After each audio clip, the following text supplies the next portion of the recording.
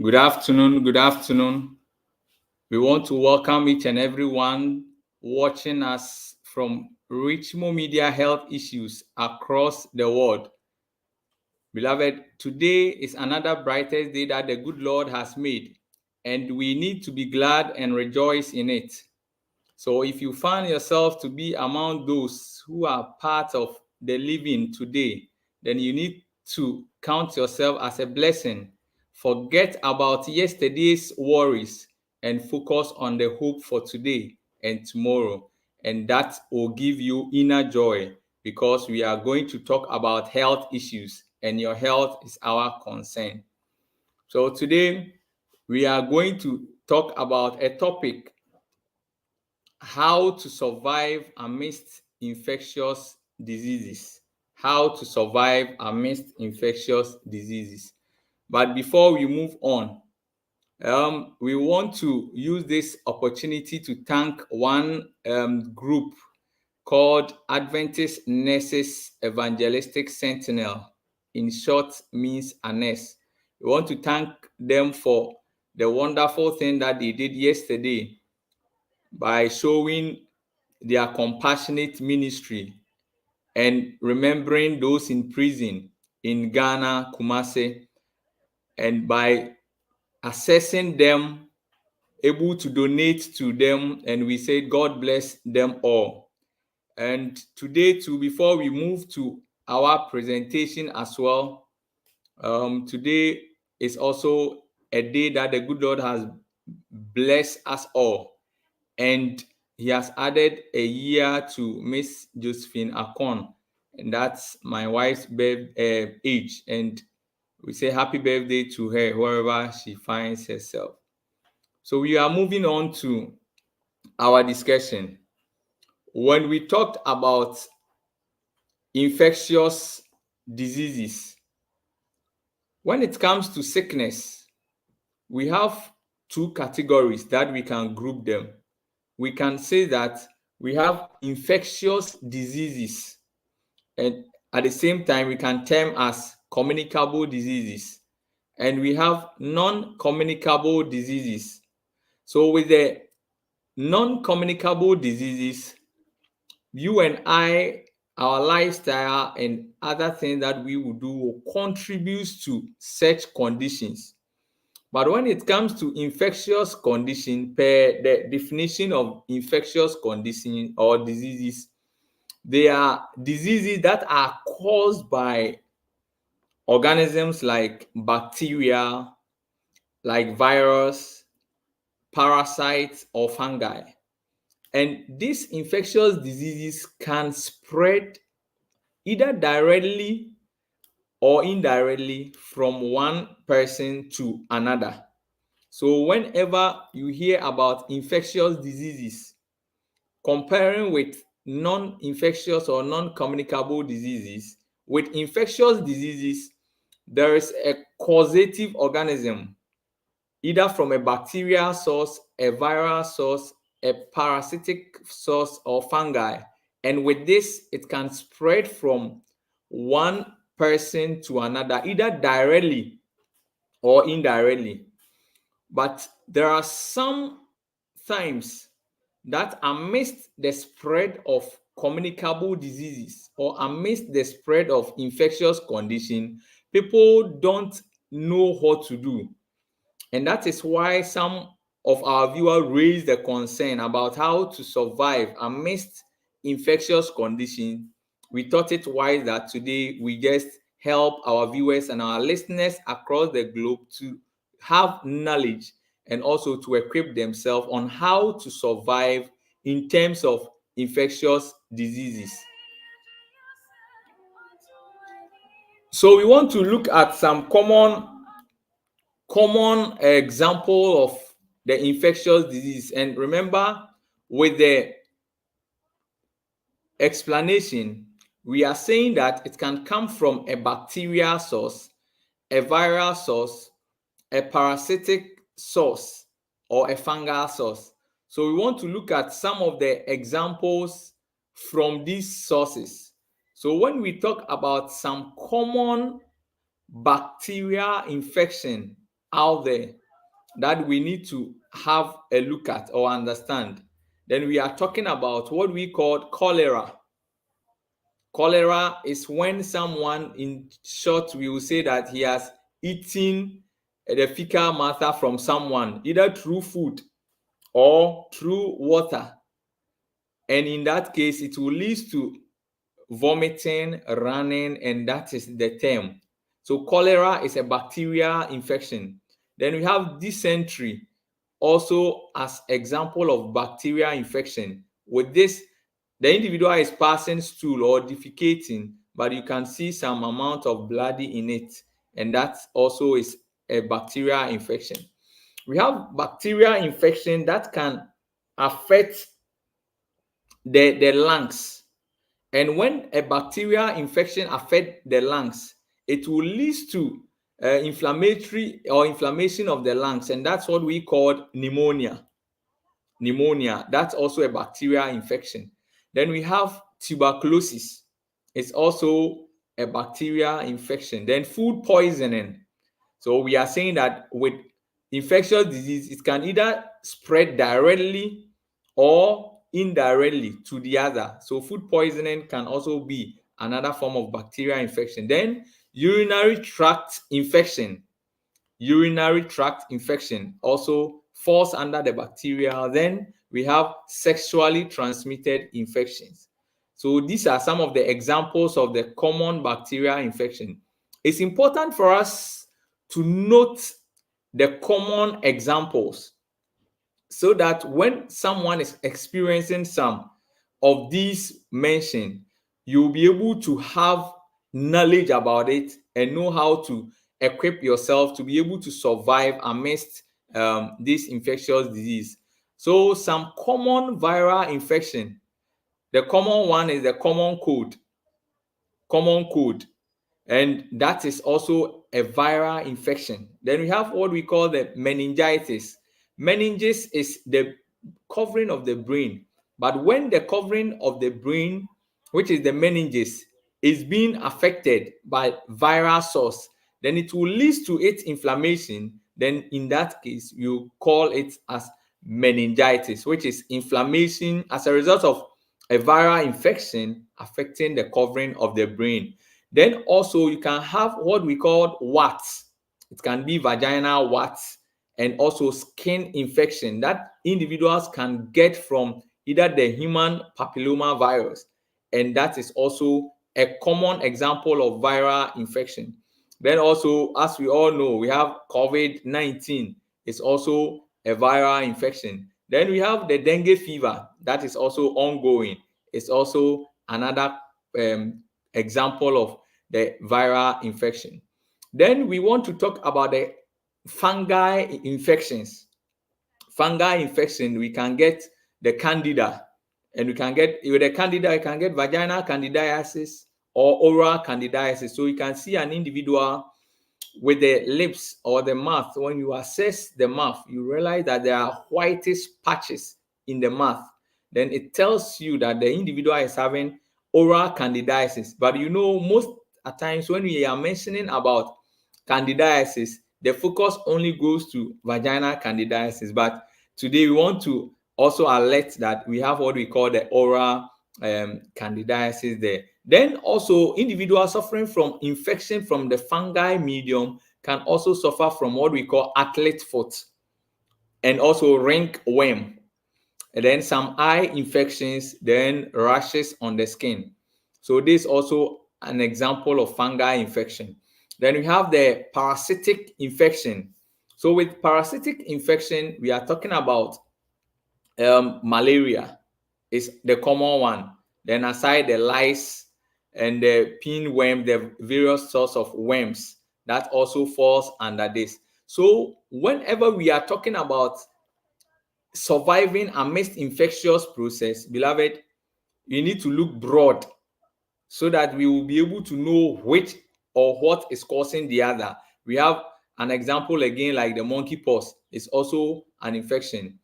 So by knowing some of the examples of infectious diseases or some infectious conditions, then we want to also help our viewer and our listener who is watching and listening to us now on what signs to watch out for.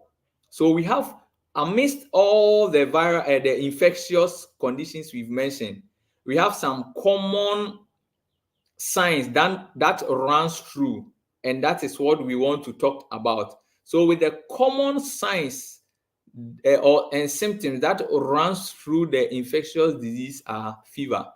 So you can see that you'll be there, then the person will be complaining, or if you are with the person is hot to touch, then that is high body temperature. If you go ahead to assess with thermometer, then it will help you to know that the individual is suffering from fever. Then an individual with infectious disease can have diarrhea, because we've talked about food poisoning, we've talked about cholera, that is ingestion of fecal matter from food or water, and that person will have diarrhea. Then also, individuals suffering from infectious conditions can be fatigue. For example, if the individual is suffering from a lung-related problem like the pneumonia, or when a parasitic like from the malaria source has been able to weaken the bones, the person will have less hemoglobin, so low HB.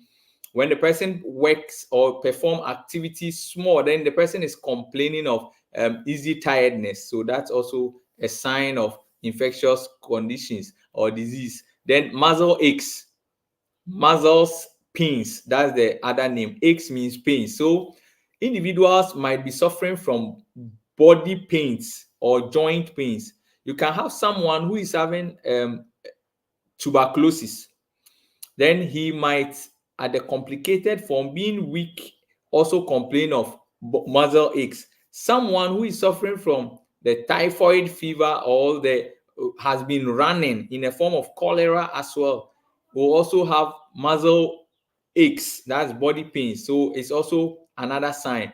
Then also cough. Cough is also a sign of infectious condition that you need to watch out for. So when it's TB, pneumonia, cough is more obvious or dominant, and in that case, you need to watch out. Then runny nose. So you see that individuals will be in a room or a place. Then one person will have a runny nose. The other person will also have, then it will be spreading within. If you find yourself to be in a congested area, it can spread through. This tells you that you are having that condition from an infected person. Then individual can have swelling of the lymph node or lymph glands. So someone can have flu or catarrh or runny nose. Then you realize that the person, when you assess the glands, there will be a swelling of the lymph glands or lymph nodes. Then that's also another sign. Then also we have flu-like symptoms. And flu-like symptoms, one is also the runny nose, sneezing, and those things. Then there is pain. An individual with infectious conditions can also have rashes on the skin. Then also can have brain damage, especially when it is from a viral source. That example, like the meningitis, it can also affect the brain, and that individual can also suffer from brain damage. An individual who is suffering from a viral source like sexually transmitted infection like the HIV and AIDS, or TB, who is losing weight, who has been diagnosed and is thinking about, can also have depression. So extreme sadness, that is depression. Then also there's anxiety, because you will be there, then they will diagnose you as TB, tuberculosis, or you have HIV. That anxiety, fear of unknown alone is also there that we need to also watch out. And another common signs and symptoms that occurred or runs through that we are all aware during the COVID season when it was at its peak. You have sore throat. It's also a sign of infectious diseases. Then you have a runny nose. There is difficulty in breathing. Then also people will be producing sputum, that is phlegms. It will be producing phlegms when it coughs. It can be productive or it can be dry. Then that one is also there. Then someone might also be coughing, but with this cough, it will not be clear fluid. You realize that the person is having bloody fluid or bloody phlegms or mucus. That's also another sign that runs through the infectious diseases. So, beloved, this, as we are saying, does not also mean that when someone is there and is coughing or he started having he started sneezing, means that the person is having infectious disease. No, but these are some of the suggestive common symptoms that runs through individuals having infectious diseases, and that is what we need to watch out and look out for. So we want our viewers and our listeners, we want you to also note that how can someone get infectious diseases or communicable diseases? And that is what we call the mode of its transmission, or the mode of transmission of the infectious disease. It can spread from one individual to another. Example, like a mother to the unborn child. And it can also spread from human to human. For example, if someone is having HIV, he can also give to you. So from human to human. If someone is also having a tuberculosis, when the person coughs on you, sneezes on you, or laughs with you or on you, then the saliva, which is containing the bacteria, get in contact with you. Through that medium, human to human, you will be able to also get. Then we have what we call from animal to human. There are some conditions that we picked from animals. So for example, some cattle who is having tuberculosis, when a human being goes ahead to chew or to eat the meat from the infected cattle, then that individual is likely to have tuberculosis. And in that form, he's having tuberculosis from an animal source, so from an animal to human. And in that case, that's what we call the bovine tuberculosis. So we have some mode of transmission that goes from human, animal to human. So we need to watch out for and note that whenever we are talking about infectious diseases, mother to unborn child, human can spread to the fellow human. Human beings can also take from an animal. Another aspect is also handling of mold. So handling, at times you'll be handling some things, at times you'll be carrying some things, at times you enter into a room, then because of the mold, or when you are going to eat from a place full of this mold, you realize that you are likely to inhale, ingest, and through that medium, you are likely to get some infectious diseases, and we need to watch out for. Then also, eating of contaminated food can be a medium, or drinking of a contaminated water, because we've talked about an example of infectious disease being cholera.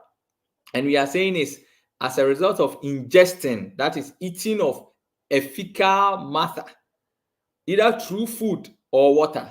So contaminated food or contaminated water ingestion can also be a source that an individual can also have infectious disease. Then also contaminated air, inhaling contaminated air. So if you are at a place, especially a dusty area, if your community is full of dust, the common conditions that will emanate from that place will be a lung-related conditions like the TB, like the pneumonia, like the asthma, and the likes. So individuals inhaling contaminated air.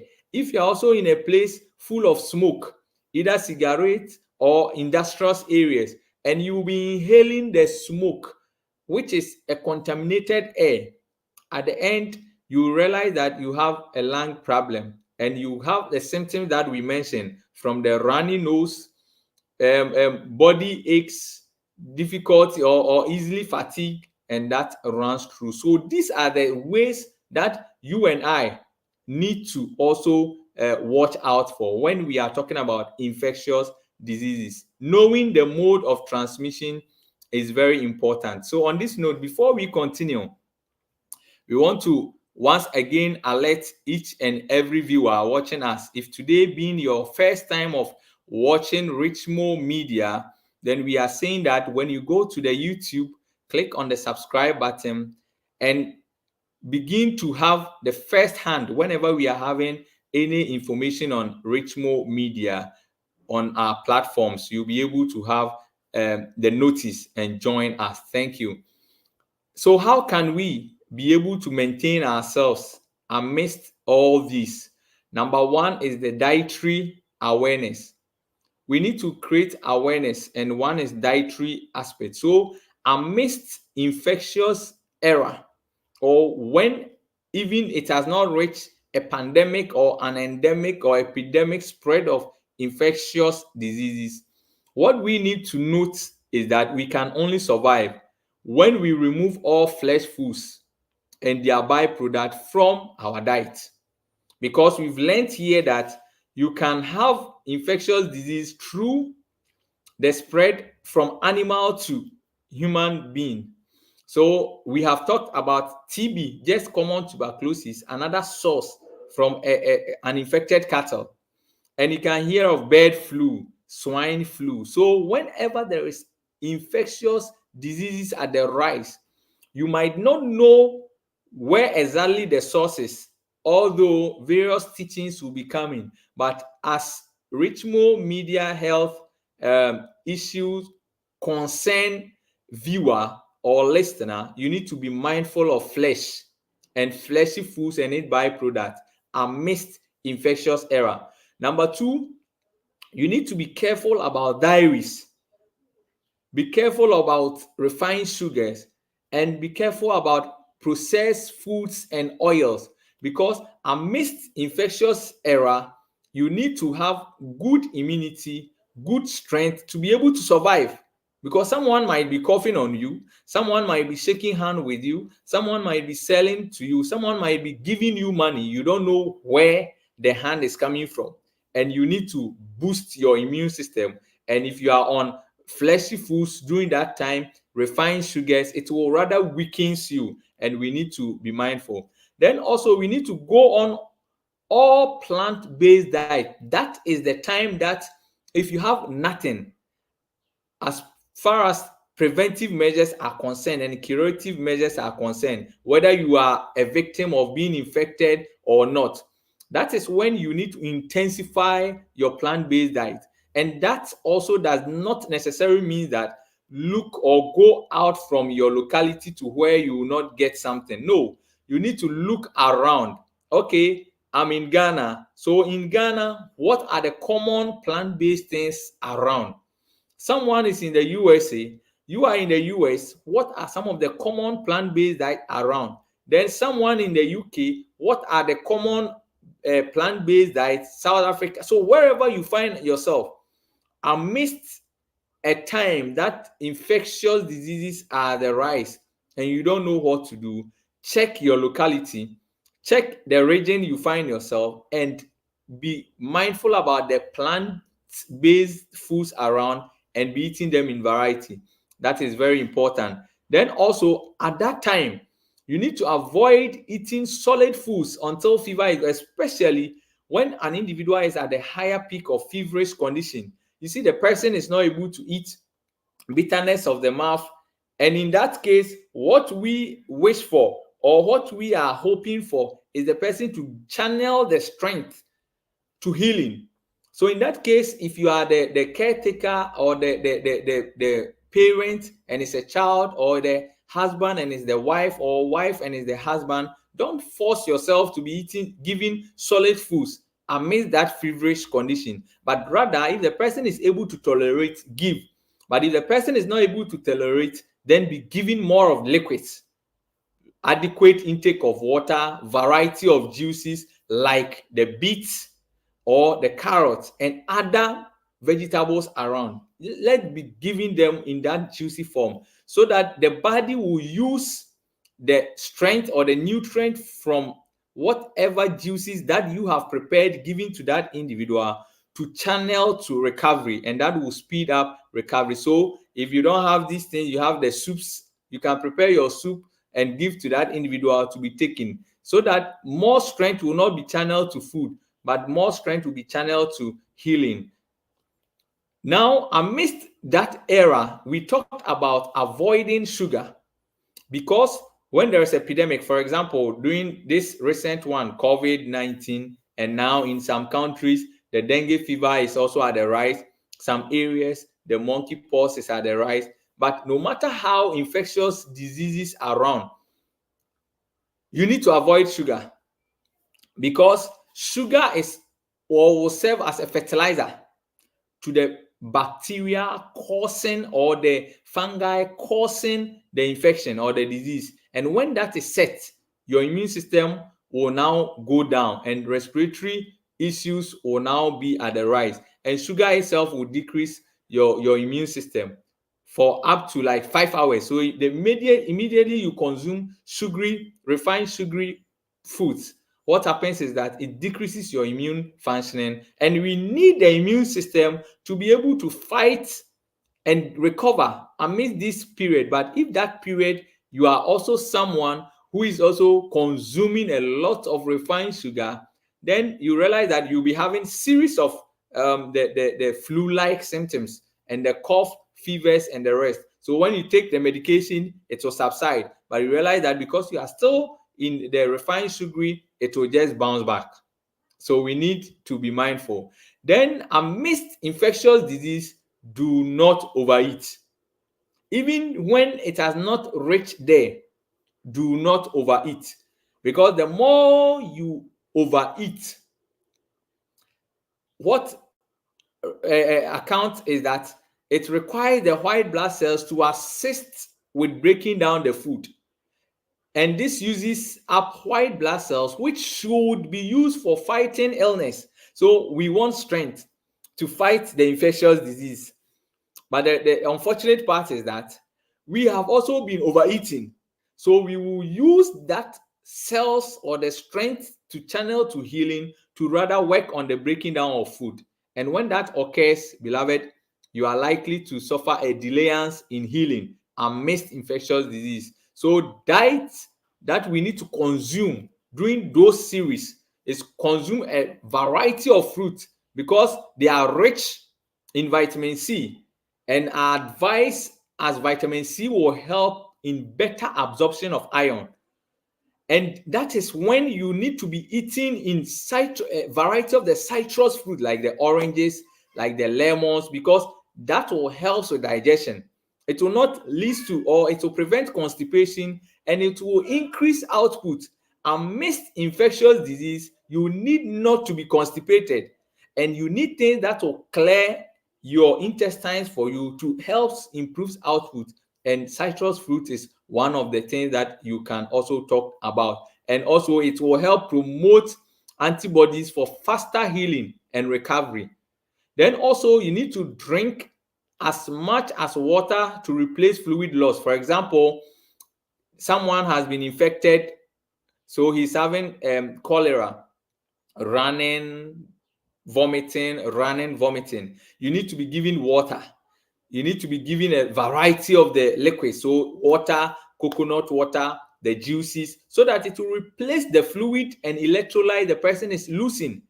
Else, you might be there watching your child, you might be there watching your wife, you might be there watching your husband running, vomiting, but you have not started anything. By the time you realize there will be electrolyte imbalance or fluid imbalance, then the person can collapse, and you might likely to lose that individual. So we need to be mindful of our diet amidst infectious era.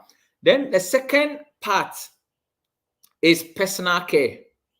Amidst infectious diseases, or even before you hear that there's a pandemic or epidemic of conditions, beloved, your personal hygiene should be a key and paramount. For example, hand washing. Someone, as you went to the market, you shake hands with someone. As you went to the market, you were able to buy something, and the one selling has also given you change. You don't know where the hand were from, or the money that you are holding is from. So you need to maintain your personal hygiene. Number one, regular hand washing. Very, very important. So when you wake up in the morning, when you are asleep, you use your hand to pass through series of your body. So when you wake up, that's a first point of contact to wash your hand. Now, when you are about to prepare food, wash your hand. When you finish and you are about to serve, wash your hand. When you are about to eat, wash your hand with soap. And we will say under running water. Not that the water is running, so you run to follow. No. But advisably, if you have a tap, you just open, then you wash. Then, or if someone is close to you, you just let the individual pour the water on your hand. Then you use soap and water very well before you eat. But what we mostly do is that most people, when we are about to eat, the water is without soap. Then you just rinse your hand in it. That's all. We call it water rinsing, but not hand washing. Then after meals, that you will not go anywhere. That is where you use soap to wash your hand. And nowadays, in our era now, we are not safe. A lot of infectious disease around. So proper hand washing should be important to you. After visiting the washroom, either to wee or just to defecate, please wash your hand, because you might not know what bacteria, what viral, what parasite is in that place. So regular hand washing, very, very, very important. Then also bathing. Bathing is a key that we need to bath. Then we want to prevent infection, sexually transmitted infection, urinary tract infection. So when you are, as a mother, as a father, as a teacher, you have your student, gender balance, male, female, you need to educate them on how to maintain proper personal hygiene, how the females should be able to wash their private part. Most people will be cleaning after bathing, and they are cleaning their private part. They clean from their anus front. So they will harbor infection from their anal part, then they will bring it to the sterile part, which is the vulva or the external genitalia, and it can, through that, leads to infection mood. But rather, the best thing is that when you are washing or you are cleaning after washroom, you clean from the vulva area, then to your inner part. So from front back, but not from back front. Then that is also one of the things that we need to note as part of personal hygiene, bathing. Then also our environment. You see, now when we are talking about another spread of the infectious disease like the dengue fever, we are talking about mosquito. Then when we are talking about malaria fever, we are talking about mosquito. But you know, when your surroundings, as let me plead with this, as Richmond Media Health Issues concern viewer or listener, be the light in any community you find yourself. So do not wait for someone to come and bring a law, your assemblyman or your MP or the chiefs, to say we are going to weed around our house. Every person should go and weed around the house before you go and weed. No, but rather you need to wait. Whenever you sense that your surroundings are not clean, tidy up. It can be choked gutters, but the MP or the opinion leaders might be staying afar. You are just close to it. And if you are not able to maintain your environmental hygiene, and you even call yourself a Christian, then I don't know how best you can classify yourself. So our environment should be of a key. And people think that dirty water is where mosquitoes thrive. No, the clean water too, that's their favorite place, especially the ones causing the malaria, and another form of mosquitoes causing the dengue fever, like the Aedes aegypti. They are causing the dengue fever. But when it comes to the parasitic aspect, the malaria aspect, that is what we are calling the Plasmodium vivus and those falciparum and the rest. So we need to make sure that our environment is very clean, because if you are the top and you put your refuse in a gutter during rain season, it's coming to wash your filth to your neighbor who is staying at the down, and that alone will lead to the spread of a condition. And now the government and the leaders need to now come and invest money in it, of which we could have prevented it at the initial stage. So environmental hygiene amidst infectious era is one preventive measure, not only going to take either your drugs and no neglecting those aspects, no, but rather let's focus on environmental hygiene. Weed around, let's clear our gutters. If you have empty containers that can lead to water accommodating water, leading to the spread of infection, then you need to be mindful, and you can dig a hole wherever you find yourself, or get a place to care for all your containers, so that you separate containers from rubber that can be bent, and you will be able to have a clean and nice environment. So this is also another aspect. Then also, doing these things, you need to make sure you reduce the actions of mosquitoes, and that's what we are still saying. Environmental hygiene, very key, very, very key, and that will help us a lot. Then also, before we move on to the lifestyle, let's acknowledge some of our viewers and their comments. Sister Christiana Sapon says that watching you live from Amsterdam, God bless you all. Sister Christiana Sapon, God bless you. Today, Sister Rebecca Love said very educative. So any questions or suggestions that you also have to join us with the ongoing presentation. We are studying about how we can survive amidst infectious diseases. You can also drop at the comment box or sections, and we will read for you. Thank you. So another lifestyle adaptation that we need to intensify, especially now in our modern world, where infectious diseases are the rise, is exposure to sunlight. Adequate exposure to sunlight. So our rooms should be open in a way that the rays of the sun can trap into our rooms. And also, we need not to be more indoors. We need to also be outdoors, so that we can have the exposure of the sunlight. And beloved, if you're able to do that, the vitamins D in the sun rays, the intraviolet radiation or ultraviolet radiation, the infrared, and the light itself will be able to help us prevent a lot of communicable diseases like the flu, the cold, catarrh. If you're able to open your room well for the sun to be able to shine in your room, if you are able to expose yourself, for example, if you are a lighter skinned person, expose yourself like 15 to 30 minutes in the sunlight. If you are the dark skinned person, between 45 to an hour exposure in the sunlight, it will help us a lot to be able to build a strong immunity, to be able to fight infection. During this time, you need to limit or avoid alcoholic beverages and stop smoking, because the more you smoke, the more it makes your blood impure. And when your blood becomes impure, you need strong immunity to be able to fight infectious disease, but yours is full of smoke. And in that case, it will not help us. Then alcoholic intake during this time is when you need to stop and do not enter to be addicted, because you want strong immunity. Then also during this time, you need to exercise a lot, because we want to build immunity.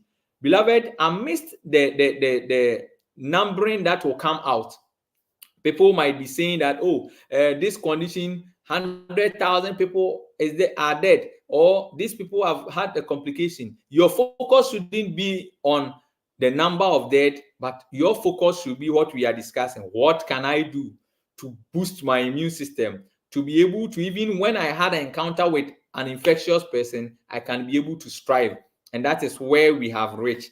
Aside the sunlight and be mindful of your diet, exercise is also a key thing. So exercise, physical activity will help flushing bacteria out from the lungs. That's why when you exercise, you see there will be decreased chances of you getting cold, decreased chances of you getting flu, decreased chances of you getting airborne illnesses. Why?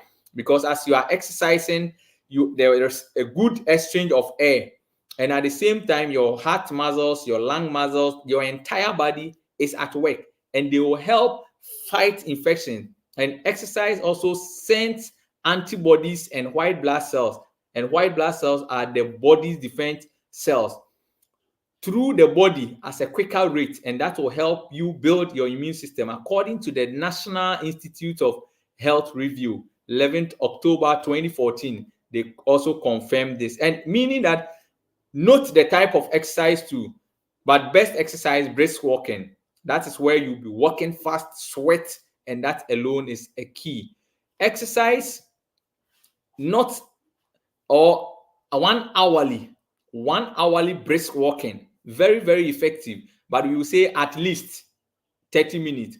But if you have the time, schedule it so that you can have 1 hour brisk walking, and that will help strengthen your immune system, and that will help decrease stress risk and improves your way of living. Then rest.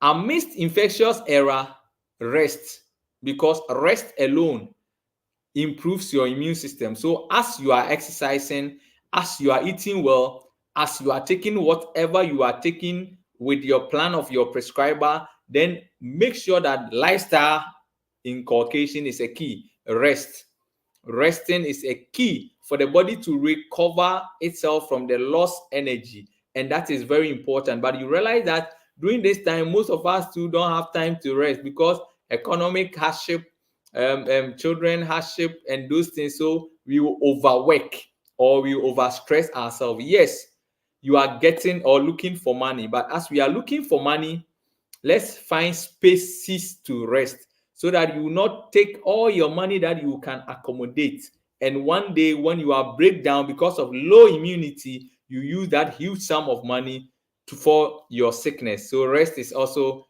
important. And then adequate water intake. Water is very important when you want to maintain your health, when you want to boost your immunity. Don't forget the intake of water. So I want to encourage our viewers and our listeners that let's inculcate a habit of water intake, adequate water intake. So within your houses or within your setting, you as a family, husband, wife, your children, or husband, wife, or you are single, you alone, just develop a habit that today or each day I'm going to consume this amount of water. Then as you plan, you can get a bottle or you can get that quantity. Then when you are going, you go along with it. Be sipping in a sipping method. That is the best way of drinking water. Do not wait to be tasty before you drink water, but whilst you are not tasty, be sipping at least 1 to 2 mouthful. That is 1, 2, that is mouthful.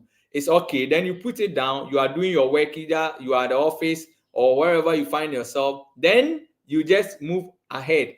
When you are there, then remember to take. Some individuals too, because they are not addicted to water intake, they might forget. So some people also will set alarm. That's also another means. Why? Because we want to boost our immune system before we encounter infectious disease. That's also important. Then in this case, we have talked about boosting your immunity or immune system through the food that you eat.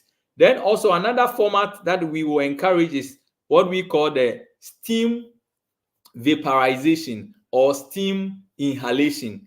That is very key. You remember during the COVID era, a lot of people across the globe get this concept, and they were all doing full body steam bath. That is where they will boil water to be well hot. Then they will pour it in a bucket or a pan. then they cover themselves and stay within it. So as they are in it, the vapor itself is what we are calling steam inhalation or steam bath, will let you sweat. So as you get into it, you can just get a folded um, handkerchief or a folded towel in your hair or around your hair, so that you are not likely to suffer some pains or some redness of the eye. That's a caution. But when you are doing the full body steam bath, the point is you are not going to bath the hot water, but the steam, the vapor that is coming. That is what we are saying, that when you pour it in a bucket or a pan, then you cover yourself with a blanket, the vapor itself will do the magic.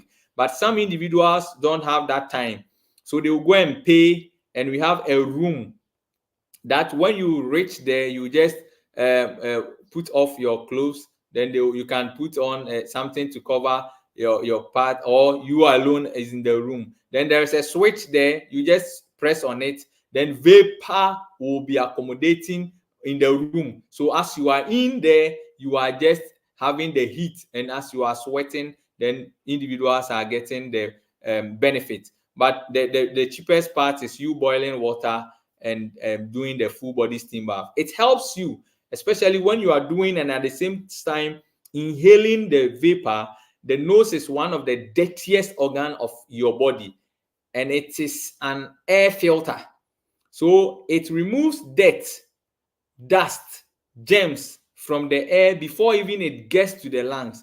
So mucus lines the nose to trap dirt and germs, same like hair that also in your nostrils trap dust from entering into your system. So the mucus has a protective protein that will kill bacteria or virus and other pathogens.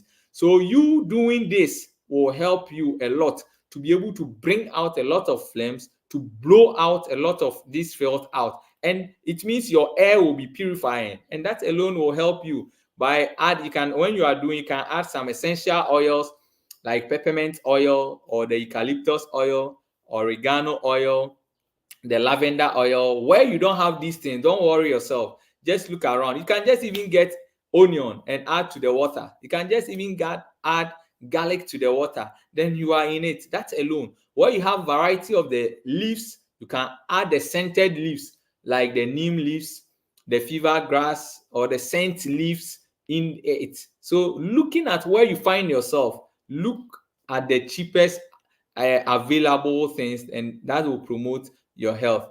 And it's very, very important. In this case, that's where we call water. We have the hot and cold bath.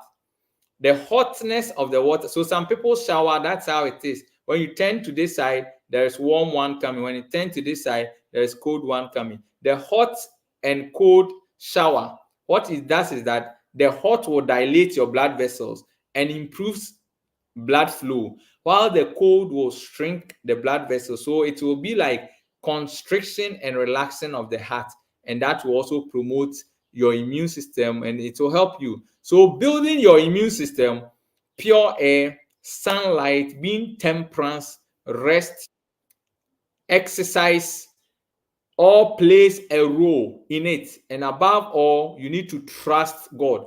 We need to fight and boost our immune system amidst this part.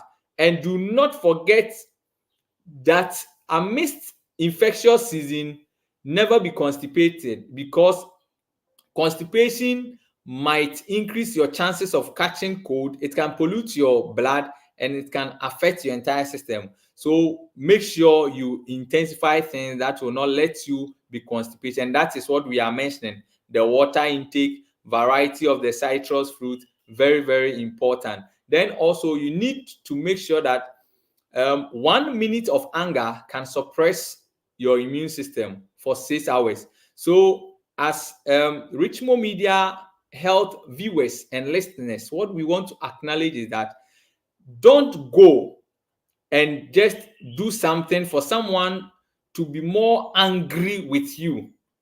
At the same time, try to make someone laugh, because you can boost that person's immune system. But when you are always doing things that will make someone angry, remember, you are suppressing the person's immune system at the same time you will be the cause. So we need to be mindful of these things, and it will be helpful. We've talked about the sunlight being able to help us effectively amidst infectious season, and we need to be careful with it. Rest is very important, because too little sleep or lack of sleep will prevent your immune system from fully restoring its defense abilities, leading to a higher risk for infection. And during sleep, your body makes pathogens to fight antibodies, and this is what we want to promote. It's very cheap, and you can be able to recover from or boost your immunity amidst infectious era. And at the same time, we want to encourage that, because sexually transmitted infections is also a part of infectious diseases currently as we speak. People think that HIV is out of the system and the rest, but note that HIV is still in the system. The sexually transmitted infections are still in the system. So couples, you need to be faithful to each other. Stick to your wife, stick to your husband, so that you will not go and bring any infectious disease to your wife or to your husband. And by this, if you are able to follow this lifestyle well, in addition to whatsoever we are doing, whatsoever medications we are taking, by the grace of God, even if you have contracted the infectious disease, you will be able to have a quicker healing. And this same format will also maintain the health you have achieved. But if you are also someone who have not acquired this infectious disease, and you are following what we have discussed, because our viewer and our listener asked this question, you realize that you will maintain your health. And amidst infectious disease, don't focus on the negativities. People are dying, I'm anxious, what should I do? Relax, have positive mind, and follow this lifestyle, and by God's grace, you will be able to have or survive amidst infectious disease. So today, this is what Richmond Media health issues plan of giving to you, our viewer, and to you, our listener. Thank you for watching us, and thank you for listening to us from anywhere. And we will say that thank you also for your time, your bundle, your energy, for subscribing, for typing and everything. So we are saying until the same time next week, Richmond Media on health issues, we will bring another special topic our viewer also ask one time to your doorsteps. Share the link for others to know. If you've not subscribed, subscribe for others to also enjoy this lesson. We have our last, our sister Christiana Sapon again says that thank very much, brother. God bless you, sister Christiana Sapon. God bless you too for also following us and also bringing your comments. Sister Rebecca, we also say God bless you for following us. And to our viewers and our listeners, God bless us all. So we meet same time next week on Richmond Media Health Issues. Bye-bye.